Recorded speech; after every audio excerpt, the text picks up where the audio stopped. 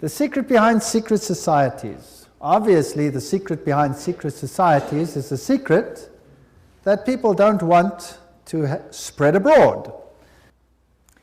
Revelation 17:4, and the woman was arrayed in purple and scarlet colors, and decked with gold and precious stones and pearls, having the golden cup in her hand, full of abominations and filthiness of her fornication. There's only one church in the whole world that uses a woman with a cup, and that is the Roman Church. And here is Città del Vaticano, using the woman with the golden cup, and she is called Fides on all their documents. Fides. Now, what does that mean? Fides. Well, let's go to a Masonic source, a very good Masonic source, written by Albert G. Mackey, the Manual of the Lodge. Albert Mackey was a 33-degree Freemason. It'll become clear as we go through the lectures what this means. And he says, the right hand has in all ages been deemed an emblem of fidelity, and our ancient brethren worshipped deity under the name of Fides, or fidelity, which was sometimes represented by two right hands joined, and sometimes by two human figures holding each other by the right hand. Numa was the first who erected the altar to Fides, under which the name, the goddess of oaths and honesty, was worshipped.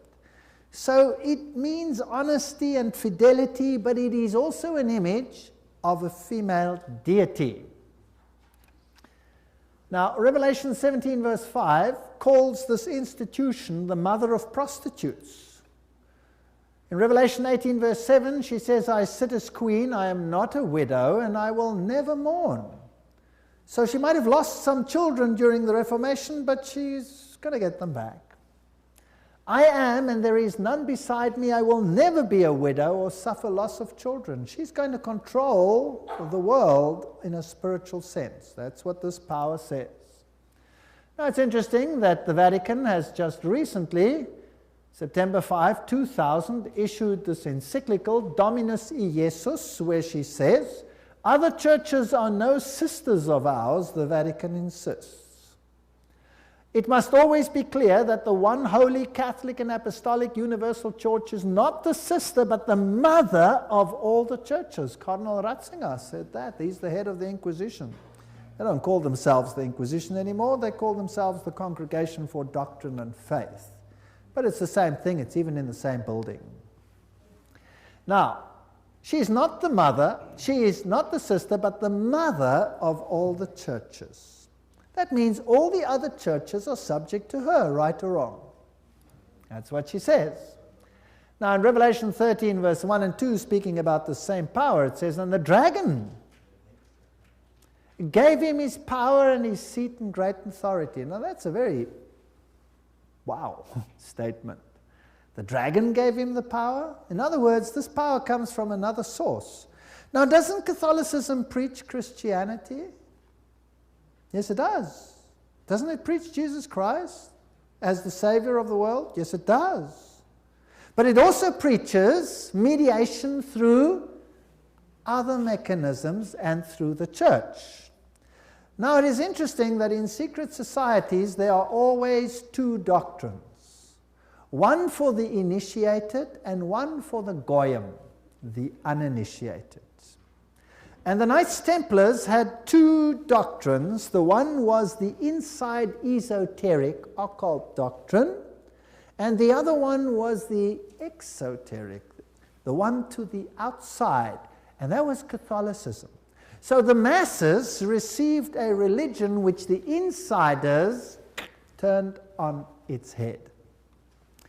Amongst occult insiders, Lucifer is the true Son of God.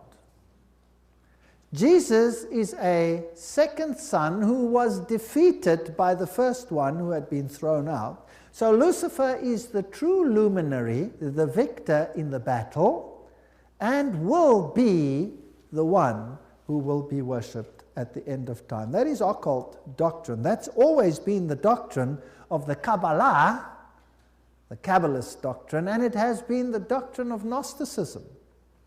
But of course, It's not what the Bible teaches, but then Catholicism doesn't teach what the Bible teaches either. Revelation 17, verses 12 to 14, talks about 10 horns you saw are 10 kings who have not yet received a kingdom, but who for 1 hour will receive authority as kings along with the beast. They have one purpose and will give their power and authority to the beast. And they will make war against the Lamb, but the Lamb will overcome them because he's Lord of lords and King of kings, and with him will be his called, chosen, and faithful followers. Now we're going to deal with the whole chapter of Revelation 17 at a later stage. But the kings of the world, here represented by these 10, will give their power to the system, just like in the Middle Ages, and enforce the doctrines on an entire world. Very interesting. This will be this beast from the bottomless pit. Now, Gary H. Carr, in his work En route to global occupation, puts it this way. He says there were the ancient mystery religions which come from Babylon, and they were pantheistic, of course, which means God is in nature, God is in everything, which in effect makes us God then too. This was inculcated in Kabbalism, was taken over in the Christian era in what is called Gnosticism, and the Knights Templars were the inner secret core that had the ancient knowledge of the mystics. This was carried further through Rosicrucianism, Freemasonry, and the Illuminati, which, according to Gary Carr, controls Marxism, American European secret societies and political societies, international banking, and the World Council of Churches. Now that sounds very strange. Is the World Council of Churches controlled by Freemasonry? We'll have to look into that in some detail. Then, of course, you have the entire New Age movement, the Theosophical societies, the many cults, and all these things are all controlled by this mechanism to make null and void the doctrine of salvation in Christ alone. That will be the final battle. And in order to achieve this, this woman has concealed herself and has hid herself in a garb of Christianity, and people receive the Goyim doctrine and do not know what the inner core doctrine is. That is quite something. Well, if we look at 1 Chronicles 16, verse 26, for all the gods of the people are idols, but the Lord made the heavens, tells us that idolatry is quite something that's rife on the earth. And Nimrod, the Lord of heaven, Tammuz, the pagan Messiah, and Semiramis, the Queen of heaven, these find their origin in Babylon. And if you go through all the religions that were propagated in Lebanon, Phoenicia, Babylon, Assyria, Greece, Rome, Egypt, India, China, Mexico, Scandinavia, you have only this same picture under different names: Baal, Tammuz, Ashtoreth, El, Bacchus, Astarte, Belus, Tammuz, Rhea, Ishtar, Ninus, Hercules, Beltis, etc., etc. In Egypt, Ra, Osiris or Horus, Isis, Hathor, India, Vishnu, Krishna, Isi or Devaki, and so on and so on. Now, Romanism, the Roman Church, has taken this Trinity and made it Father, Mother, Child, which means that they must elevate the female to the point of deity. And we'll see how they did that and how they are doing that with the sanction of the Pope. So the true Trinity and the Roman Catholic Trinity are two different things. For the Goyim, it's Father, Son, and Holy Spirit. For the inner circle, it's Father, Mother, Child, which is none other than Baal, Tammuz, and Ashtoreth, if you want to take it back to those times. Jupiter is the god who is worshipped under Petrus, the rock. And Ubi Petri, where Peter is, there is the church. So here's another rock which takes the place of the true rock. Christianity and the secret societies, we could just summarize it as follows. The old Babylonian religion gave rise to Kabbalism. Via the Essenes and others, Gnosticism came into existence, and Gnosticism was founded by Simon Magus. This comes from no other source than History Lamagi and by Eliphas Levi. Wow, that's a high Masonic source. So Gnosticism, founded by Simon Magus. Then this Gnosticism, with its secret doctrine, was eventually, over time, through many intermediary organizations, carried over to the Knights Templars. And the Knights Templars were a group of a Roman Catholic order, if you like, that were set over the temple site to protect it. And they had strong links to Islamic societies, the Ismailis, the Karmatites, the Fatimites, the Druzes, and the Assassins. And these are very, very interesting, and we'll be dealing with them when we talk about the Islamic connection, what the secret societies actually teach. Just like the Templars had two doctrines, one for the Goyim, the uninitiated, and one for the insiders, and the two diametrically opposed to each other, so the secret societies of Islam do exactly the same thing. But that's another lecture. Now the Templars, they had their secret inner information inculcated in the Rosicrucians and the Jesuits. The Jesuits, again, formed and created Freemasonry. And Freemasonry was created as the Protestant arm of the Roman Catholic Church. Unbeknown to them, beguiled, fooled, if you like, into doing the work that Rome wanted them to do, so that Rome could sit in the background while Freemasonry did it for them. And then it wasn't them, it was them. And it was mainly Protestants that were doing it, and not Rome. Very clever. Very, very clever indeed. So now let's have a look at these Knights Templars. Here are some of the representations. This is Desmaloy, the founder of the, or not the founder, but the leader at the time of its dissolution of the Knights Templars. This is what their dress looked like, if you like, and that is one of their symbols. It is a symbol that is used by many churches today. Did you know that? Many charismatic churches use that symbol. That's fascinating. And Jehovah's Witnesses use that symbol as well. We'll come to that in another lecture. Now let's have a look at what Nestor Webster, Secret Societies and Subversive Movements, has to say about the Templars. We're not going to read it all, but you can always, if you get the video, stop the quote. In the year 1118, 19 years after the First Crusade ended with the defeat of the Muslims, the capture of Antioch and Jerusalem, these groups were founded that were eventually established as the Templars, and they presented them with a house near the site of the Temple of Solomon, hence their name, Knights Templars. And they became very famous and a very powerful order which controlled all the finances, the financial world. They were the banking elite of the world, if you like.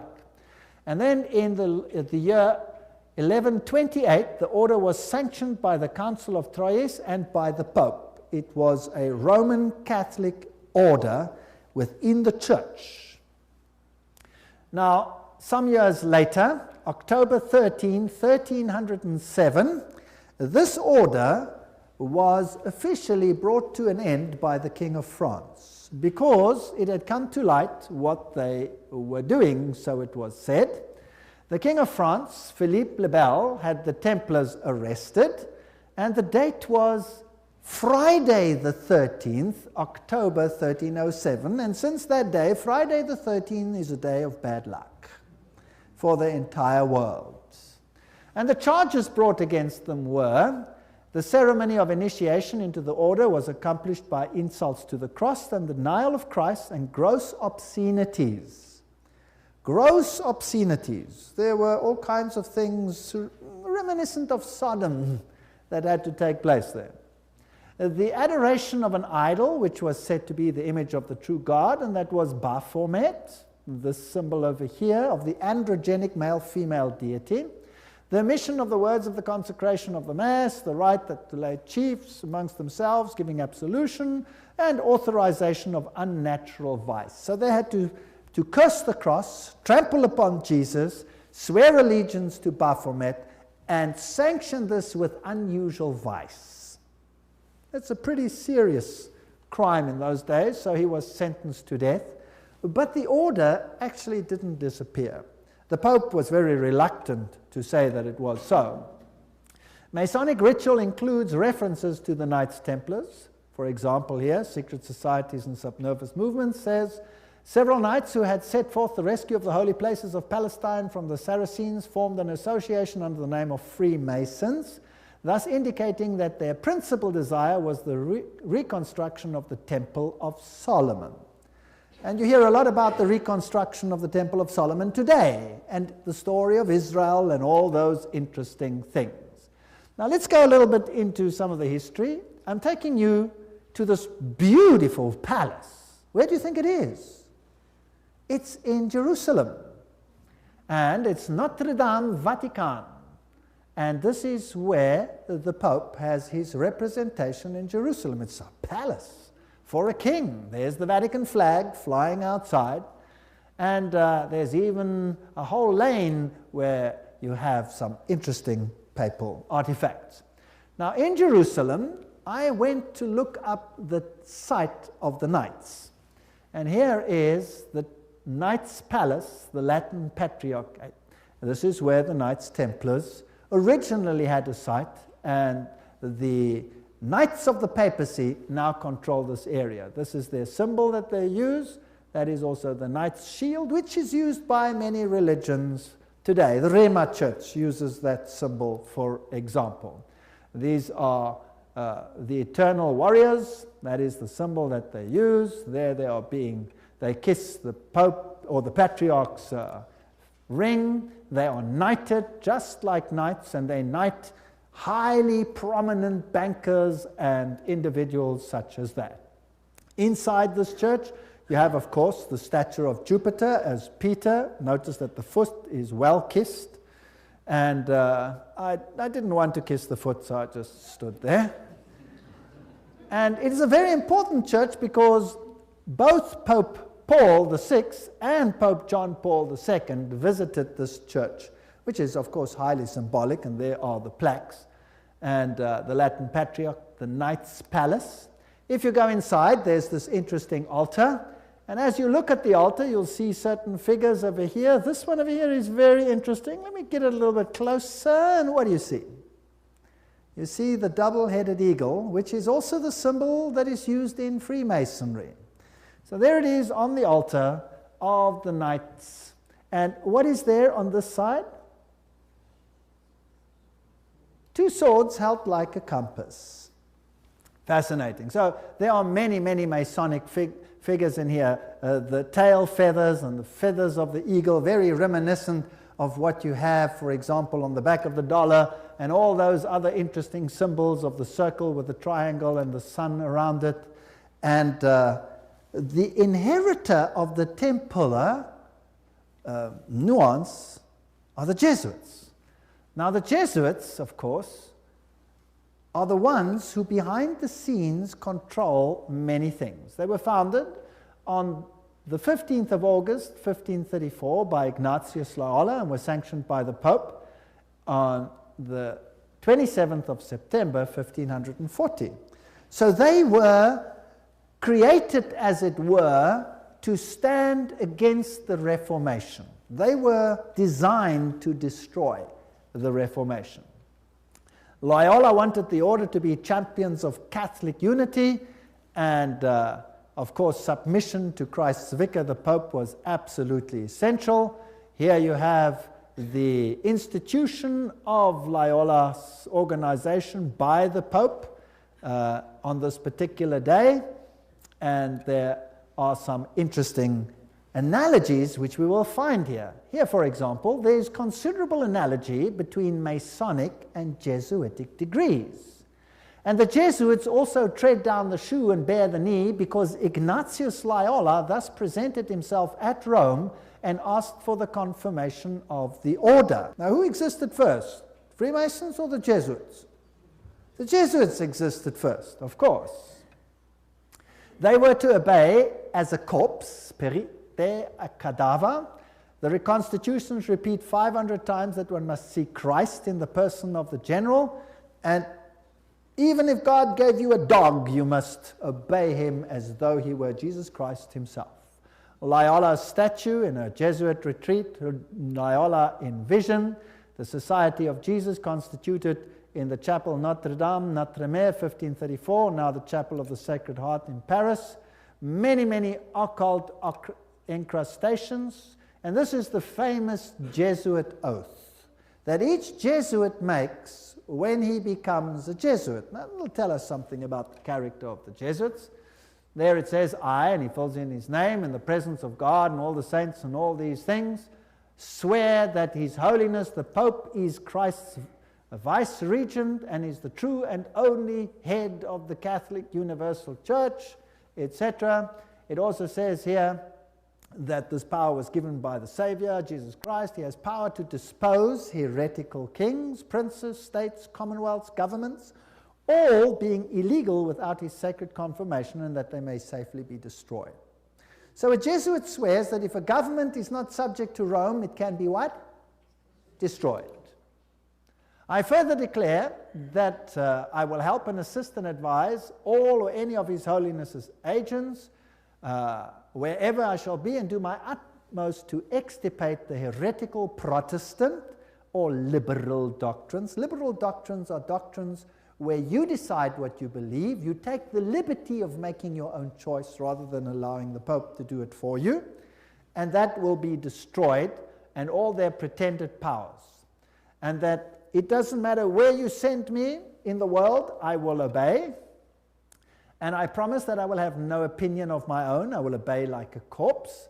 And I will make war, secretly or openly, against all heretics, Protestants, and liberals, as I am directed to do, to extirpate and exterminate them from the face of the whole earth.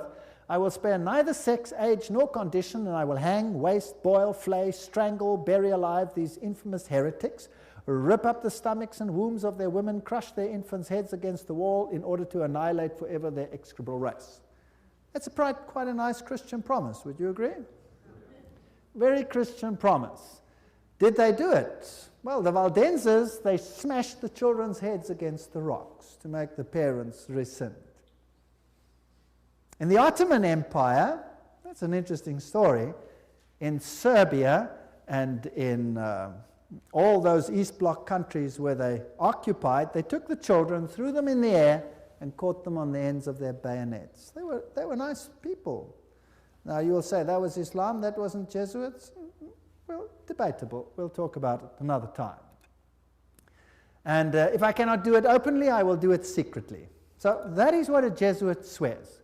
This is the famous Pontifical Gregorian University in Rome, the most prestigious Catholic university in the world. The Jesuits, in all their enclaves, have their figures in caves. Now, in paganism, all the deities come out of the cave, and they have the letters IHS, which actually stand for Isis, Horus, Set, which is the Egyptian Trinity.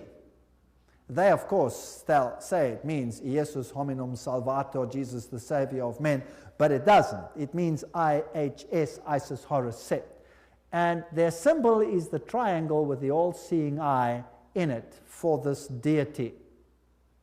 They also use the pillar, the stela, if you like. They have the symbol of the triangle with the eye in a circle, which is also the symbol used in the New Age movement. And we saw that Gary Carr says that Freemasonry controls the New Age movement and the Jesuits control the Freemasonry, or created it. This is the University of the Jesuits in Prague. On top of it, they have Atlas, not Jesus Christ. If you go to a more modern Jesuit enclave, like this one in Germany, I visited this. I'm quite cheeky sometimes. There I am. And took a picture, and inside they have this picture of Christ. This is not Christ, this is Atlas, holding the world on top of his shoulders, disguised. They have these symbols up against the wall. There, this symbol is the symbol of Hermes. If you take away the cross, then you have the symbol of Isis. This is paganism at its best. And these symbols over here are nothing. Here it is, Jesuit Kirche, when it was built, etc. And their symbolism, Maria, the M is the Masonic M, the triangle, Ria, the goddess. Here is a church in Germany, a cathedral. Inside you will see this circle with a cross in it, the crossed swords, symbol of all symbols used also in Freemasonry. Now if you go back to ancient Assyria, that was a very prominent cross. It was the Maltese cross. It comes from ancient paganism. They have the symbols of the star over here, 2 stars, one over the other, or 2 crosses, one over the other. They have the compass, they have the moon with a disc in it, or a star in it, which is the symbol that Islam uses, for example. They have the solar calendar and the triple crown. All of these are used by the papacy. Upside down crosses represent victory over Christ. Hammers and compasses and sickles, these are symbols that are prevalent in the world. There's Jesus standing above the skull and crossbones, which is a symbol of Jupiter, the god Jupiter, who is a symbol, of course, who is Lucifer. Upside down crosses again. This is a very important cathedral in Europe, in Germany, where all the political leaders come together. If you go there, you will have Janus, the 2-headed one. And then you have the statue, so-called, of David. But of course it isn't David, it is the god Pan, because he has a pan flute in his hand, and David didn't play a pan flute. So I went to look for the dark side of Pan, because there's a light side and a dark side, and I found them. There he is, the hoofed one in the same cathedral. So they hide their occult symbolism. If you enter into the hallway, you find this over here. This is the god Anubis. It's got nothing to do with Christianity. There you have him as well, plus you have the phoenix rising from the ashes, plus you have the symbol of Jupiter, and a whole host of other symbols over there. And in their side chapel, you have all the signs of the zodiac serving the various deities like Mars and Aquarius, etc. And the doorknob is a yin-yang. This has nothing to do with Christianity. They use the symbol of the compass and Jupiter and the PX symbol over there, which you will find in virtually every single Christian denomination upon the face of the earth. The phoenix rising from the ashes, the peacock, all symbols of Lucifer. Here you have the PX with a circle with a dot in it, and you say to yourself, but isn't that a symbol of Christianity? No, this is a symbol of Horus. This has got nothing to do with Christianity. They use pine cones. Let's ask Albert Mackey, 33-degree Freemason, to tell us what the symbol means. The point within the circle is an interesting and important symbol in Freemasonry. The symbol is really a beautiful but somewhat abstruse allusion to the old sun worship, and introduces us for the first time to that modification of it among the ancients, the worship of the phallus. So it's a pretty filthy symbol at that. It deals with male organs. Wow.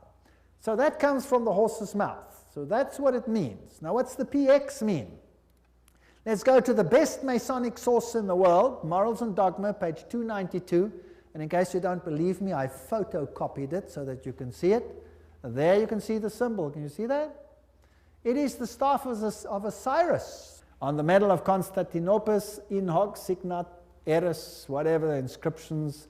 And then some other interesting things. So this is the staff of Osiris, and then it goes through the mystic Tau and the crosses and the stars of David, and then he uses this one as well. Interesting symbol. He says the vestment of the priest of Horus were covered with these crosses. That's a Maltese cross. Remember that I showed it to you on the Assyrian king? Now, who wears that on his vestments? Well, let's have a look. Oops, there it is. Who's wearing it? The Pope is wearing it. So what is he? He must be the priest of Horus.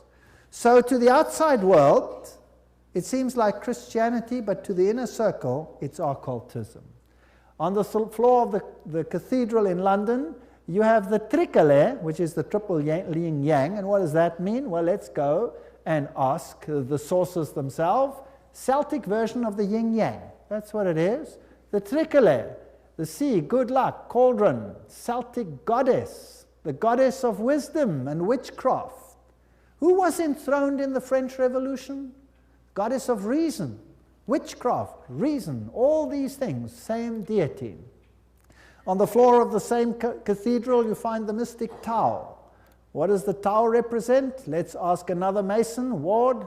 He says it's the symbol of the male creative side of the deity, sign language of the mysteries. So again, it has a sexual connotation. What's it doing on the floor of a cathedral? So the Jesuits are the heirs of the occult religion, and they control the world through their agencies.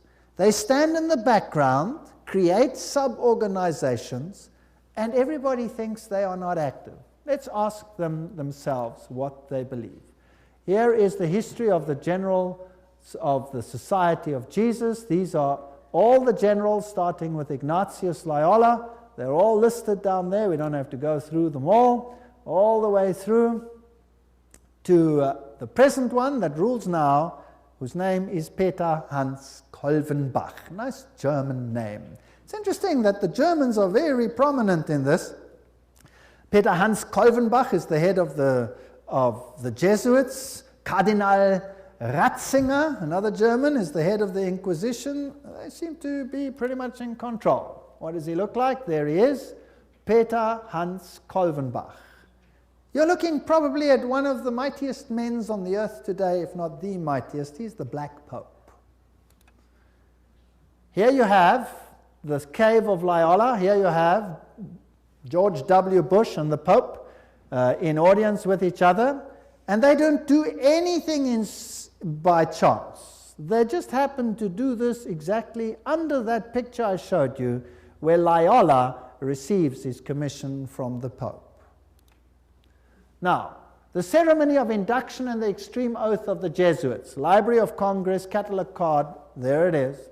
You have been taught to insidiously plant the seeds of jealousy and hatred between communities, provinces and states that were at peace, and incite them to deeds of blood, involving them in war with each other, and to create revolutions and civil wars in countries that were independent and prosperous, cultivating the art and the sciences and enjoying the blessings of peace, to take sides with the combatants and to act secretly in concert with your brother Jesuit, who might be engaged on the other side, but openly opposed to that with which you might be connected, only that the church may be the gainer in the end, in the conditions fixed in the treaties for peace, and that the end justifies the means.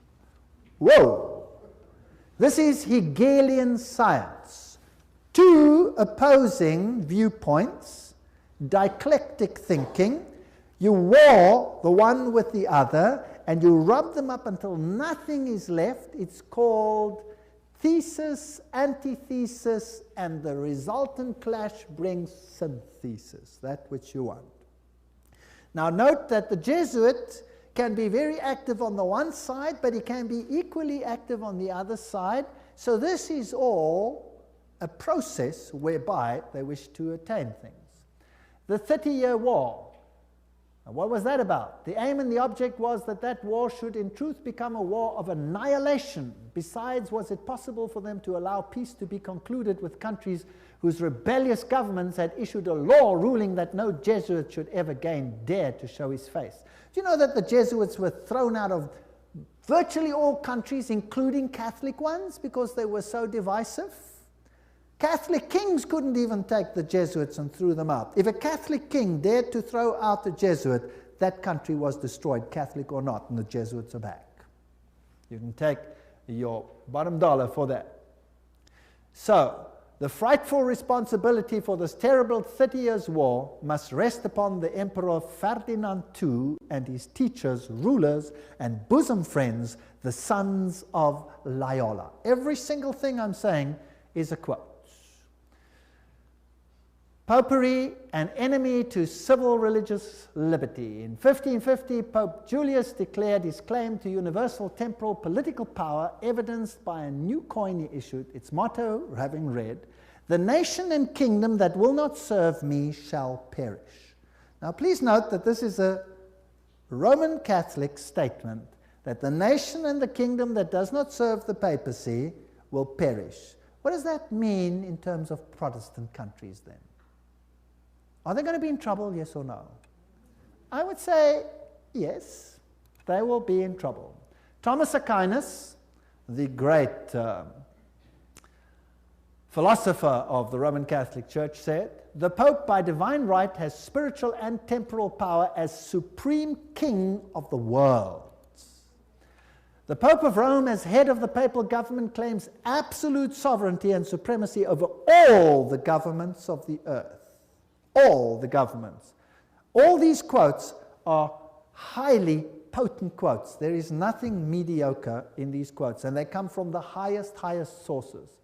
The right of deposing kings is inherent in the supreme sovereignty which the popes as vice-regent of Christ exercise over all Christian nations. Cardinal Henry Manning, 1892, he was Archbishop of Westminster. So, he is in control of all nations of the world. Now, it's interesting that the Bible tells us that these words were put on the Christ's cross at the crucifixion. Jesus of Nazareth, the King of the Jews. You read that in John 19:19. But the Roman Catholic crucifix has the words INRI written on it. Now, if you look it up in Webster's dictionary, it means Jesus Nazarenos Rex Iuderum. But in the extreme oath of the Jesuits, INRI means something totally different. It means Iustum necare reges impios, which means it is just to exterminate or annihilate impious or heretical kings, governments, or rulers. That's an interesting point. Now, another thing that they want to do is destroy Protestantism. We cherish at the bottom of our hearts this principle that whatever does not unite with us must be annihilated. And we hold ourselves ready to make, as soon as we shall have the means, an energetic application of these principles. Protestantism is already wearing out and sinking to decay. Yes, we are destined to insult its last agonies, to march over its broken skeleton and scattered bones. Oh, let us hasten this dissolution by our strong and united efforts. Then already, they wrote, Protestantism is becoming decomposed, and we are gaining men of note. This is extracts from The Secret Plan. Those are the worst of the Catholics, the Inquisitors, the Jesuits. They are simply the Romish army for the earthly sovereignty of the world in the future, with the Pontiff of Rome for emperor. Something like a universal serfdom with them as master is what is being planned. That's all they stand for. They don't even believe in God, perhaps, the brothers Karamazov. All these quotes. The general of the Jesuits insists on being master sovereign over sovereigns. Wherever the Jesuits are admitted, they will be master, cost what it may. The society is by nature dictatorial, and therefore it is the irreconcilable enemy of all constituted authority. 50 Years in the Church of Rome, written by Father Chenikin. Ignatius Loyola says himself, the power of the general will be so unlimited that should he deem it necessary for the honor of God, he shall even be able to send back, or in another direction, those who have come direct from the popes. So this is a powerful order. Friedrich von Hartenberg said, never before in the course of the world's history has such a society appeared.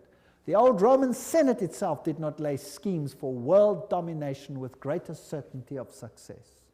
They want world dominion, with the Pope enthroned as the universal ruler. The Roman Catholic Lafayette said, it is my opinion that if the liberties of this country, the United States of America, are destroyed, it will be by the subtlety of the Roman Catholic Jesuit priests, for they are the most crafty, dangerous enemies to civil and religious liberty. They have instigated most of the wars of Europe. These are prominent people speaking. Morse, he's the founder of the Morse Code, the inventor of the Morse Code. He said, and who are these agents? They are for the most part Jesuits. An ecclesiastical order proverbial through the world for cunning, duplicity, and total want of moral principle, an order so skilled in all the arts of deception that even in Catholic countries, in Italy itself, it became intolerable and the people required its suppression. That's another prominent man. Archduke Maximal Francis said, They have so constantly mixed themselves up in the court and state intrigues that they must in justice be reproached with striving after universal dominion. And we could go on and on and on. This is a very interesting one. This is Michelangelo Tamburni, 1720. This is the Jesuit of the general of the Jesuits, the general speaking to the Duke of Brancas, and he said the following: "See, my lord, from this room I govern not only Paris but China. Not only China but the whole world without anyone knowing how 'tis managed." Interesting. This is what the Jesuits themselves had to say. The Pope's confessor has to be a Jesuit. And the Pope himself has to come to a Jesuit to confess. The Vatican Empire, everything I say is a quote. This here is Jean-Baptiste Janssen. He ruled from 1946 to 1964, and he looks like a charming gentleman, very cheerful.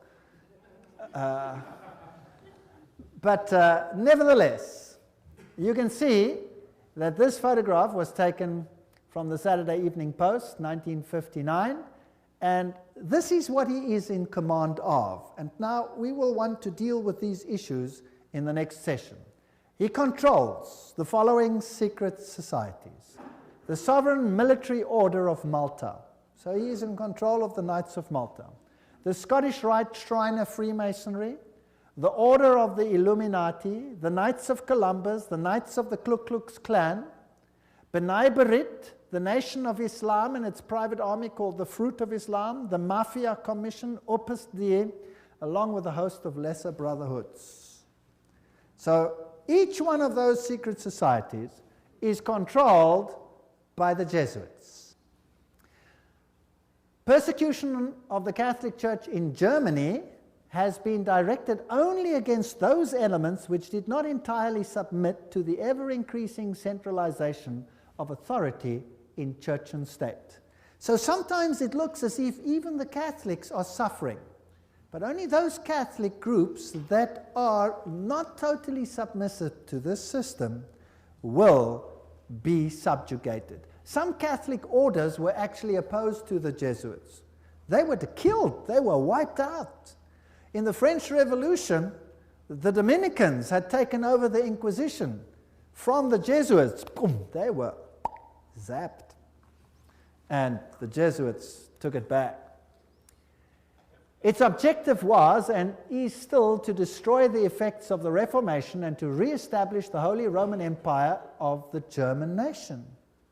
A greater Germany, in other words, must be made again the center of a revived Holy Roman Empire. Leo H. Lehman, 1942, an American historian, said that. Isn't it fascinating that the Russian president, or a Russian president, let me put it that way, and many political leaders have given the assurance that Germany will once again play a greater role in the new Europe today. Isn't it also fascinating that it was a Jesuit priest, Father Stempfler, and not Hitler, who wrote Mein Kampf? In fact, you can read it on Mein Kampf itself. Now, the SS used this symbol of the skull and crossbones. What was that a symbol of? Do you remember? It was the symbol of Jupiter, the god Jupiter, the god of death. It's also the symbol of Osiris, who was the god of death. Anubis is just another form of Osiris. He is the god of death. He's the god of the dead. But Jesus says, I am the God of the living. I am not the God of the dead. I'd rather serve the God of the living. The SS was organized by Himmler according to Jesuit order principles. The rules of service, spiritual exercises prescribed by Ignatius Loyola constituted a model which Himmler strove carefully to copy. Absolute obedience was the supreme rule. Every order had to be executed without comment. Every single statement is being read from a reputable source. Again, in that wonderful book, The Great Controversy, we get an idea of the Jesuits. Throughout Christendom, Protestantism was menaced by formidable foes. The first triumphs of the Reformation passed, Rome summoned new forces hoping to accomplish its destruction. At this time, the order of the Jesuits was created. Notice what this quote says. The most cruel, unscrupulous, and powerful of all the champions of popery. Cut off from every earthly tie and human interest, dead to the claims of natural affection, reason, and conscience, wholly silenced, they knew no rule, no tie, but that to their order, and no duty but to extend its power. We don't have to read the whole quote. But they made it their business to destroy Protestantism. The Jesuit order, therefore, stands before us as the embodiment of a system which aims at temporal political domination, and that over the whole world. You will say to me, surely China will not be subject? Well, we already read a quote by the Jesuit general himself where he says he controls China. Who controls communism? The Jesuits created it, and therefore they controlled it. They practiced it in their South American examples where they practiced it before they instituted it. Very interesting. This is Count von Hernsbruch, 1911, German noble and ex-Jesuit, who says this very thing. At what then do the Jesuits aim? According to them, they seek the greater glory of God, but if you examine the facts, you will find they aim at universal dominion alone. It is they who rule the world. One quote after the other. Moreover, the Pope has thousands of secret agents worldwide. They include the Jesuits, the Knights of Columbus, the Knights of Malta, Opus Dei, and others. The Vatican's intelligence service and its field resources are second to none. Even Dave Hunt, American Baptist historian, says that. So, let's have a look at some of these institutions. Let's have a look at Freemasons. The Grand Design Exposed says, the truth is the Jesuits of Rome have perfected Freemasonry to be their most magnificent and effective tool, accomplishing their purposes among Protestants. Now surely the members of Freemasonry themselves must be deceived, because if they saw it, they wouldn't do it, right? So actually, the order is being used and they themselves are deceived. And only within the order, higher up, are those chosen ones who know, and they are controlled by the Jesuits for Rome. Very clever. Very clever. To make Protestantism do what you cannot do openly because you have been fingered by Protestantism as the Antichrist. So this is very interesting.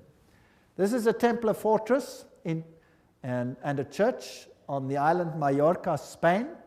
And there again you have the double-headed eagle, and you can go to virtually any church on that island and you will find the double-headed eagle over the altars of these churches. As I've said, Adam Weishaupt was the father of Jacobinism, and he is the one who is also the founder of the Illuminati. From the Jesuit college at Ingolstadt, it is said to have issued the sect known as the Illuminati of Bavaria, founded by Adam Weishaupt. Its nominal founder, however, seems to have played a subordinate, though conspicuous, role in the organization of the sect. You see, again, they use a front and a front and a front. Now, here are two Jesuit generals. This one over here is General Ricci, and this is General Ledochowski. And very interesting, this one over here, 1773 to 1840, he ruled during the order's suppression. Now notice this, the Vatican itself suppressed the Jesuits, between 1773 and 1814. What happened to the Vatican in that time? There was a mortal wound, and the Pope was taken into exile and he died. Isn't that correct? So who gave the mortal wound to the papacy? The own order in the own church. Power struggle. And he created, in his time, the Illuminati was created through Weishaupt, and of course is also the father of modern communism, who with his Jacobins conducted the French Revolution. Years later, Jesuit General Ledochowski with his Bolsheviks conducted the Russian Revolution in 1917, and it's identical to the other revolution. And I will deal with that when I give a lecture on revolutions and wars and dictators later in the series. France's greatest authority on the Jesuits, Edmond Paris, said, "The Russian Revolution, by eliminating the Tsar, protector of the Orthodox Church, had it not decapitated the great rival and helped the penetration of the Roman Church, we must strike while the iron is hot." The famous Russicum, Russian College of Rome, is created in 1929, and its clandestine missionaries will take the good news to its schismatic country. 1 century after their expulsion by Tsar Alexander I, the Jesuits will again undertake the conquest of the Slav world. And did the poor Slavic world suffer? They were slaughtered by the millions. History will show what happened there when Stalin, probably one of the greatest mass murderers of all time, did his thing. Frederick the Great, so-called, of Prussia, caused the high degrees of Masonic constitutions of the ancient rite to be revived, and he himself wrote the constitutions under the guide of the Jesuit general. Encyclopedia of Freemasonry, Albert G. Mackey says that himself. Very interesting. And now notice this. This is a source that's unbelievable. This is Isis Unveiled by Blavatsky herself, the author of Secret Doctrine. She says that the rites are the offspring of the sons of Ignatius Loyola. The Scottish Rite and all of these worked under the instructions from the general of the Jesuits. So who controls Freemasonry? The Jesuits, there's no doubt about it. Here, we have confirmed the induction of the Knights Templar Mason into the councils of the said order of knighthood, and hoping in confiding that he will ever be so demean himself as to conduct to the glory of IHS, the most holy and almighty God, and to the honor of the mark we do recommend. There's a ritual in Freemasonry which is totally Jesuit. So the Jesuits control Freemasonry. Here's a Freemason temple, if you like. It's in Oklahoma. There is IHS. This is a Freemason temple. It's a lodge. There is IHS in it. There are still old ladies, male and female, about the country who will tell you with grim gravity that if you trace up Masonry through all its orders till you come to the grand tip-top head Mason of the world, you will discover that the dread individual and the chief of the Society of Jesus are one and the same person. James Patron, American historian. There are many that say these things. Knights of Malta. The Freemasons are in the foreground, while the Jesuits and the Knights of Malta are in the background. The Jesuits control even the Knights of Malta. Now, who are they? Well, they are headquartered in Rome, these knights. They used to be on an island, but besides that, they used to be a military order. They are still a military order. They are knights. They control the banking of the world, the industry of military complexes of the world. They oversee Chase Manhattan Bank with all its branches. They rule all the intelligence communities, the KGB, the CIA, and all of these things to restore the Dark Ages. Everything I'm saying is a quote. I'm saying nothing. Don't accuse me of saying anything. I'm just reading. Who are they? Well, here's the head of the Knights of Malta at the moment in America. This, well, he's dead now. This is Francis Joseph Cardinal Spellman, Cardinals of New York. And their headquarters is St. Patrick's Cathedral, the diocese of the Archbishop of New York. There are the various ones. Here's Terence Cardinal Cook, then was Cardinal O'Connor, and currently Cardinal Archbishop of New York, Edward M. Egan. Now let's have a look who the members of the Knights of Malta are. That should be interesting. Some past, some present. General Alavena, George Anderson, Angleton, Azru, Bertie, Bobs, Bonaparte. Does that name ring a bell? Borges, Bradley, Brady, Pat Buchanan. Does that name ring a bell? James Buckley, Prescott Bush, does that ring a bell? Frank Capra, William Casey, does that ring a bell? CIA, Cisnero, Cooks, Coughlin, Loach, Giscard d'Estaing, does that ring a bell? President of France, Bill Donovan, Alan Dulles, Avery Dulles, Edward Egan, that's of course the Cardinal himself, Franz Egon, John Farrell, Flanagan, Flynn, Gelly, Galen, Gorman, Grace, General Alexander Haig, does that ring a bell? Otto von Habsburg, wow. Conrad Hilton, Heinrich Himmler, he was at Knights of Malta. J. Edgar Hoover, FBI, CIA fame. Joseph Kennedy, Ted Kennedy, Larkin, Lehman, Lorenzo, Luce, Henry Luce, founder of all the great magazines and Time magazine and all of them. Great publishing magnate, MacDonald, Manhattan, you name them, all of them. O'Neill, Otis, Franz von Papen, the legate who worked with Adolf Hitler, Perón, Rocco. The list goes on and on and on. Frank Shakespeare, Martin Shea, even Frank Sinatra was a Knight of Malta for interest's sake. So there are prominent men who are Knights of Malta. Now what about the Knights of Columbus? The founder of the Knights of Columbus is Father Michael McGivney. He lived a very short time, and then he died. He was very young. He died at the age of 38. There is their emblem, and this is their official home webpage. You can just take it straight off, and you can see something fascinating. What is that? Hello? Do you remember what it is? A little bundle of rods that you also found in the French Revolution right there in the Manifest of Human Rights. What is it? Fasciae. And they've got a wreath around them. What does that mean? All power in one man. Who will that man be? Who do the Knights Columbus, founded by a Roman Catholic priest, want to see the power vested in? The Pope, of course. The Knights of Columbus, founded at New Haven, Connecticut, 1882. Then it was already considered 300,000 strong.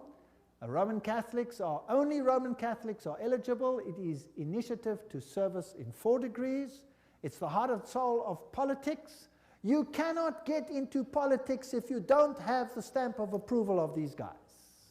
The fact is well known to political machines and non-Catholic politicians whose candidates must receive the approval of Rome and the Knights before they dare nominate them for either dog pound or presidency. The Knights of Columbus' principal business is politics, a Jesuitical politics. Menace to the Nations, Jeremiah Crowley, is the quote. These are serious accusations. There they are, with their fasciae, which will become clearer as we go on, and we can see where we are heading.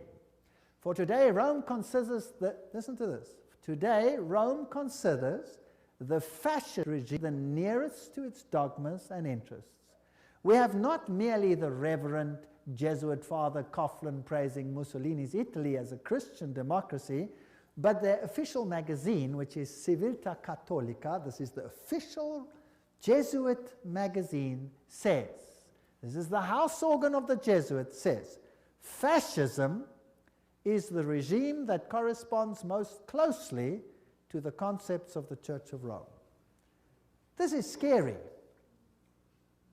Have you noticed lately that there is more and more control? Have you noticed some of these things? Have you noticed that you are being treated more and more like someone who has to bow 20,000 times before the powers? Then there is the organization Opus Dei. Is a semi-secret religious lay order with paramount objective is total support of the papacy. And these people walk around with clamps that tear into their flesh so that they have constant pain with every movement to remind them of their obligation. And they have high members, like presidents, for example, of Portugal is an Opus Dei member. Then we have the Skull and Bones organization. And who are they? Well, they have this interesting skull and bones. What does it represent? You know that by now. Jupiter, and they have the number 322. If you look up Genesis chapter 3 verse 22, you will find, now man has become as like one of us, knowing good and evil, raising man to the level of deity. This is Yale University, the place where they are. Now let's consult one of the greatest authorities on skull and bones. That is Anthony Sutton. Let's ask him who he is. Educated at the Universities of London, Göttingen, California, former research fellow at the Hoover Institute, Stanford University, as well as economics professor of California State University. He had the guts to speak out and write a book, and it cost him dearly. But nevertheless, let's quote him. There is the book, Anthony Sutton, America's Secret Establishment, an Introduction to the Order of Skull and Bones. So that I don't say it, let's quote it. Skull and Bones, it's over, it's Bush. Bush won the election. Let's watch this video. Yale University, the scions of America's first families confess their sexual exploits from a gruesome coffin. In a smoke-filled room, a handful of power brokers manipulate the global economy. These are the purported activities of some of America's secret societies, groups with names like Bilderberg, Skull and Bones, and the Trilateral Commission. The Skull and Bones Society is founded in 1832 by 15 seniors at Yale University in New Haven, Connecticut. They establish a secret society with rules and rituals that remain unchanged to this day. The Skull and Bones initiation ceremony is said to be held in April in the tomb's basement. One distinguished member serves as master of ceremonies. Once in robe, he is known as Uncle Toby. The shortest senior is appointed Little Devil and dons a satanic costume. A bonesman with a deep voice is dressed as Don Quixote. Another is dressed as the college's founder, Elihu Yale. Still another is given papal vestments. It would all be funny if it weren't for the fact that among the former bonesmen are 3 presidents: William Howard Taft, George Bush, George W. Bush, numerous senators and ambassadors, industrialists like William Whitney, CIA agents, State Department officials, and publishing magnate Henry Luce. Absolute secrecy is also required. In his 1999 autobiography, George W. Bush devotes just one sentence to his membership in Skull and Bones. Quote, "My senior year, I joined Skull and Bones, a secret society so secret, I can't say anything more." The secrecy, according to some researchers, is there to protect the fact that Skull and Bones funnels its initiates into positions of power and influence. The best-known bonesman is ex-President George Bush, who, according to tradition, is supposed to avoid admitting he's a member. Mr. President, are you a member of Skull and Bones? Leave the room. American Journal got a similar response when we recently asked George Bush Jr., the governor of Texas, about his membership. Does it still exist? The thing is so secret, I'm not even sure it still exists. Okay, so you'll see that George W. Bush is a member. They lie in a coffin. They bow down before a papal figure, swear allegiance. They do all kinds of weird sexual things in a coffin, which I'm not going to explain what they do here. It's pretty vile. And these are the presidents of the most powerful countries in the world, and they belong to secret societies such as this. The order, what it is and how it began. Those on the inside know it as the order. Others have known it for more than 150 years as Chapter 322 of a German secret society. That is very important. In fact, this was discovered when they broke in and stole some of the papers at that institution. It is officially known as the Russell Trust of 1856, or as the Brotherhood of Death, because they serve the god of death, who happens to be Anubis, if you like, Osiris, if you like, or Jupiter. The American chapter of the German order was founded in 1833 at Yale University by General William Huntington Russell. And Taft, the only man to be both President and Chief Justice of the United States. Interesting. Now the German order, what does this actually mean? The Illuminati had its origin at the University of Ingolstadt, and recruits were from the student Inkorps. Of course, they had to be students with high connections, you know, sons of very high insiders. The order had its origin in Yale in 1833, but Skull and Bones is a chapter of a German secret society. So, which organization does it represent? Active members have enough influence to push their sons and relatives into the order, and there's significant intermarriage amongst the families, and they fall into major categories, two major categories. We find the old line, American families, second, families who occupy great wealth.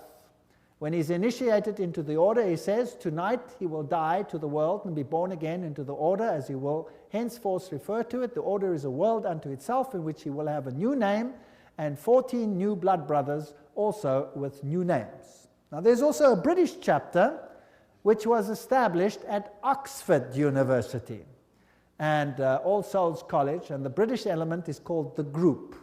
So the Skull and Bones is not the only one. You have the Group, and then you have a European order as well. So the Group links to the Jewish equivalent through the Rothschilds, the Inner Circle, and so there is a worldwide secret organization which has the highest individual in industry, government, all facets of life. And they actually are the most prominent rulers in the world today. And if they are a chapter of a German society, then they are the Illuminati. And George W. Bush said that there are 1,000 points of light illuminating the world at the moment. It's interesting that the order writes many constitutions. The members write constitutions. For example, Archibald MacLeish, who is a member of Skull and Bones, or was, he wrote the constitution of UNESCO. Now we're going to have to deal with UNESCO and find out what it's about. Churches, the Union Theological Seminary is under the control of Skull and Bones. A very interesting seminary. We'll deal with these in more detail in another lecture. Major establishment of law firms, communications and industry, the Federal Reserve, and all of these are controlled by the order. This is how Chapter 322 operates. There's a central inner core. Notice that this is actually the all-seeing eye, the wedge of the eye, but that's something else. There's an inner core, there's an inner circle, there's an outer circle, there's an Atlantic Circle, the Bohemian Club, notice there, Bohemian Club, part of Skull and Bones, Pilgrim Society, Penumbra Order, Chapter 322 of the Order, the Trilateral Commission. That's how it's put together. You could basically put it this way: Council of Foreign Relations, United Nations, Bilderbergs, Club of Rome, Royal Institute of International Affairs, and the Trilateral Commission, with the Illuminati controlling everything on the inside, forming basically the Round Table. Now you saw that the Bohemian Club is part and parcel of the issue. Now what is this Bohemian Club? Well, here's the Bohemian Grove.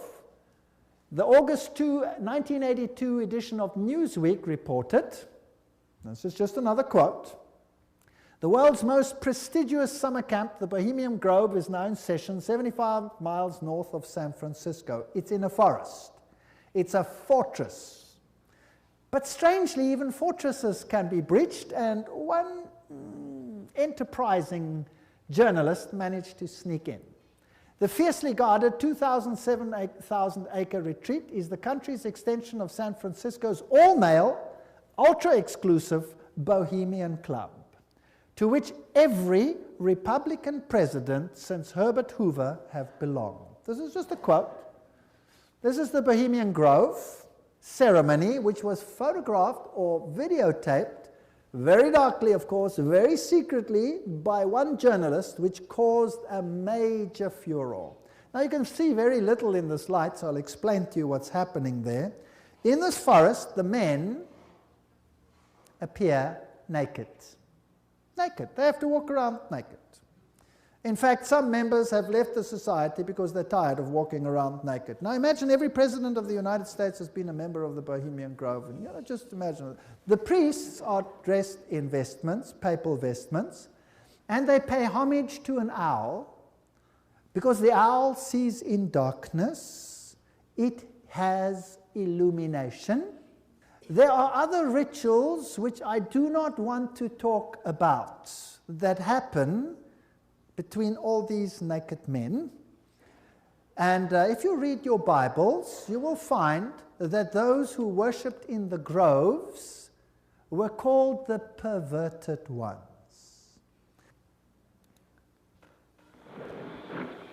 There's the papal vestment. All is in his leafy temple. Let all within the grove be reverent before him. Lift up your heads, O ye trees, and be ye lifted up, ye everlasting spires. For behold, here is Bohemia's shrine, and holy are the pillars of this house. There's the owl. For beauty is eternal, and we bow to beauty everlasting. For lasting happiness, return to one alone, and she surrounds you now. Great nature, refuge of the weary heart. We bow to one alone, great nature.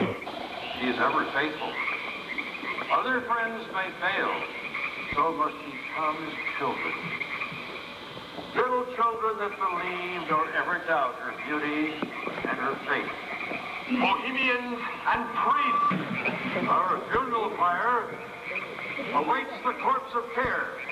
Prince of all mortal wisdom, Owl of Bohemia, we beseech thee, grant us thy counsel. Owl of Bohemia, grant us thy counsel.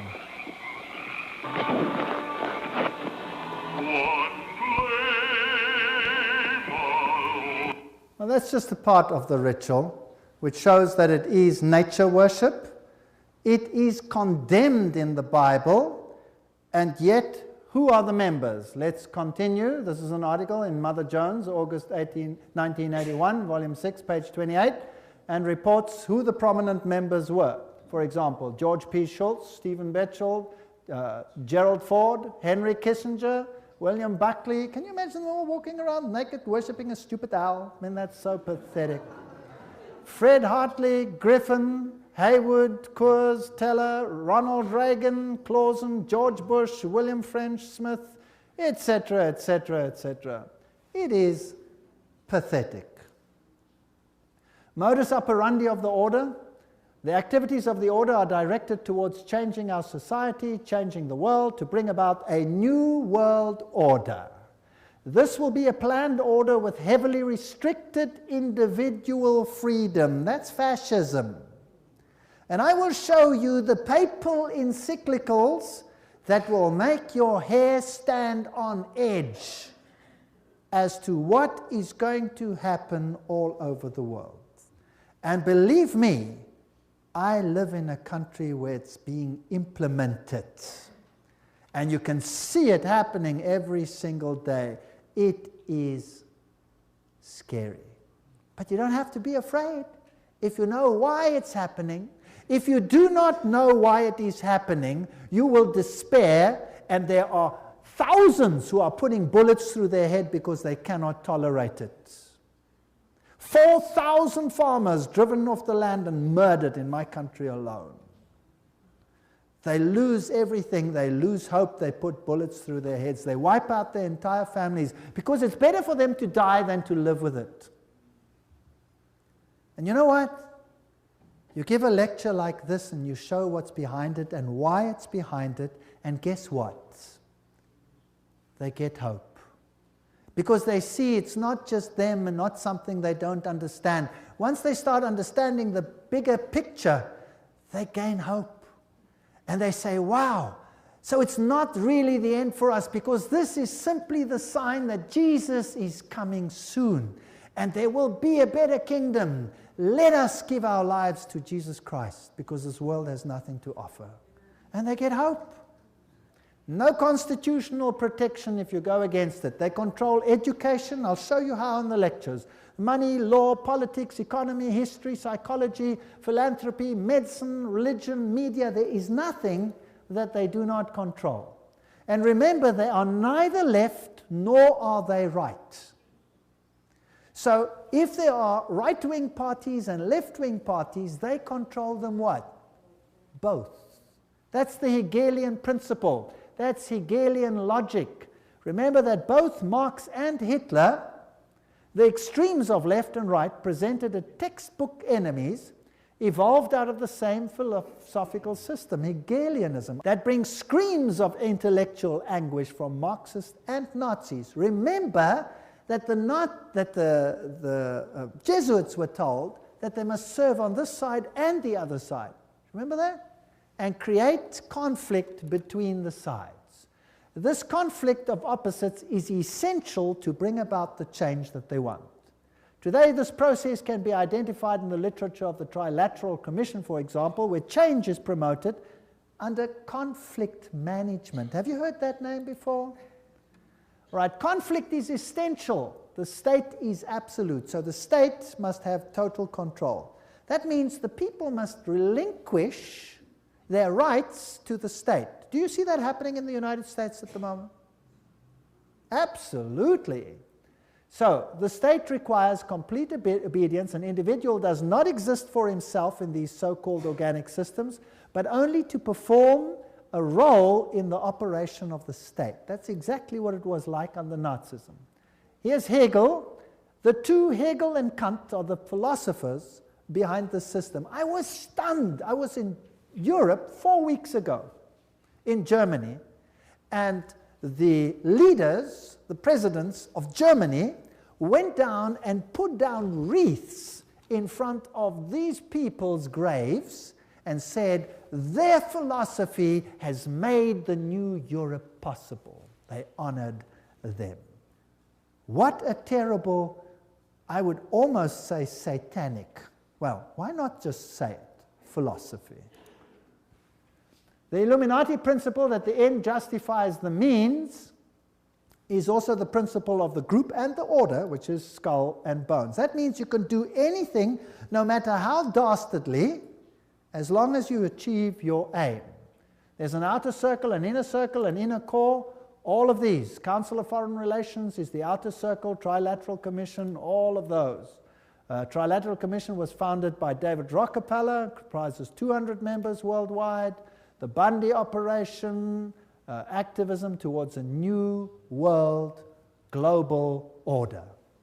George W. Bush, who was a member of Skull and Bones, remember, says that it's a big idea, a new world order where diverse nations are drawn together in a common cause. Only the United States has both the moral standing and the means to back it up. So, do you think they're trying to get all the countries of the world to come into this system, yes or no? Do you think it's possible that they are giving their power to a woman who rides them? Does it look like it? Who controls them? The Jesuits. And who do the Jesuits say all power must be under? The Pope. Isn't that correct? All right. So who do you think would clamor for a new world order more than anyone else? Maybe the Pope. Wouldn't that be interesting? Well, here he is. New international order urged for the sake of peace. When? January 3, 2004. His whole New Year's speech was dedicated to asking for the implementation of the New World Order. Vatican City, January 1, 2004. John Paul II started the new year by insisting that peace is possible and thus a duty, and he called for a new international order. CNN, what did that have to say? Pope calls for a new world order. Thursday, January 1, 2004. Vatican City, Pope John Paul rang in the new year on Thursday with a renewed call for peace in the Middle East and Africa and the creation of a new world order based on respect for the dignity of man and equality amongst nations. What did he say? This year, Pope John Paul directed his thoughts to the continuing conflict around the globe, but he stressed that to bring about peace, there needs to be a new respect for international law and the creation of a new international order based on the goals of the United Nations. He called for an order that is able to give adequate solutions to today's problems based on the dignity of the human being, this is human rights, on an integral development of society, on solidarity amongst nations, rich and poor, on the sharing of resources and the extraordinary results of scientific and technical process. You know, sharing of resources. Have you heard of that before? Well, there's another term for it. It's called redistribution of wealth. Have you heard of that before? Right. Now let me redefine that for you. To redistribute wealth means to take the wealth from the one who has it and give it to one who has not got it. Is that correct? Now if you do that, which nations of the world will be hardest hit? The Catholic ones or the Protestant ones? The Protestant ones are the rich nations. Everywhere you can draw a line. Now I will show you in the lectures that come that there are encyclicals which define how the redistribution is to take place. And how it is happening and how the encyclical says it should take place is what I can see happening in my country without the government lifting a finger against it. It is defined by need, as we will see. Now, there's another word for taking from one who has and distributing it to someone who does not have. It's called theft. Stealing. Thou shalt not steal, says the Bible. The Pope in Rome says, thou shalt steal. He does. Literally, I'll show you his encyclical. You will be stunned. This New World Order is going to be an exciting place. I don't want much part of it. Fortunately, my God says, my kingdom is not of this world. If it were, they would fight for me, but it is not of this world. My kingdom is up there. There where your treasure is, there your heart will be. I have managed, because I live where I live, to loosen myself from that which I own, because I know that it means nothing anymore. Do you know that in my country, if you go on a holiday, and you stay away for a while, and you come back, and your house is occupied, that you cannot put the new tenants out, even if the house is yours? Did you know that? Because they have need, therefore they have the right to take it, whether you own it or not. And this is not a joke, this is a fact. Scary. But who cares? I serve a God who has promised the most wonderful things, even temporal things, to those who serve him. Wonderful promises. I go to prepare a place for you, and I will come again to take you where I am also. In my Father's house are many rooms. I go. Actually, it doesn't mean rooms, it means mansions. God has prepared things for us which make this world sick by comparison. So let them have their kingdom, let them have their fun, because my God says this world will come to an end, and the kingdom of God will reign forever and ever and ever. Don't miss the next lectures. We're now on a roller coaster ride that will take you to exciting places. Thank you for coming.